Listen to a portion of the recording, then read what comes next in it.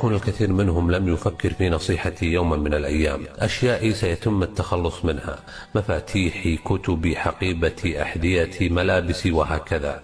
وإن كان أهلي موفقين فسوف يتصدقون بها لتنفعني. فتأكدوا بأن الدنيا لن تحزن علي، ولن تتوقف حركة العالم، والاقتصاد سيستمر، ووظيفتي سيأتي غيري ليقوم بها، وأموالي ستذهب حلالا للورثة، بينما أنا الذي سأحاسب عليها. القليل والكثير، النقير والقطمير، وإن أول ما يسقط مني عند موتي هو اسمي.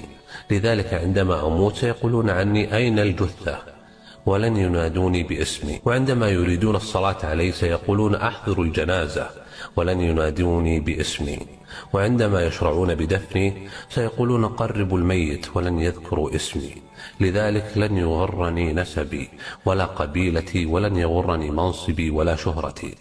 فما أتفه هذه الدنيا، وما أعظم ما نحن مقبلون عليه. فيا أيها الحي الآن، اعلم أن الحزن عليك سيكون على 3 أنواع. الناس الذين سيعرفونك سطحيا سيقولون مسكين، أصدقائك سيحزنون ساعات أو أيام ثم يعودون إلى حديثهم بل وضحكهم. 3 الحزن العميق في البيت، سيحزن أهلك أسبوعا، أسبوعين، شهرا، شهرين، أو حتى سنة، وبعدها سيضعونك في إرشيف الذكريات. انتهت قصتك بين الناس، وبدأت قصتك الحقيقية وهي الآخرة. لقد زال عنك الجمال والمال والصحة والولد، فارقت الدور والقصور والزوج، ولم يبقى معك إلا عملك، وبدأت الحياة الحقيقية. والسؤال هنا، ماذا أعددت لقبرك وآخرتك من الآن؟ هذه حقيقة تحتاج إلى تأمل.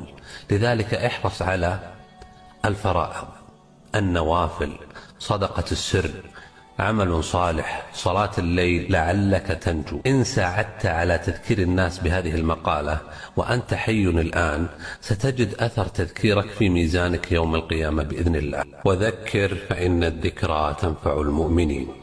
لماذا يختار الميت الصدقة لو رجع للدنيا؟ كما قال تعالى: رب لولا أخرتني إلى أجل قريب فأصدق. ولم يقل لأعتمر أو لأصلي أو لأصوم. قال العلماء: ما ذكر الميت الصدقة إلا لعظيم ما رأى من أثرها بعد موته.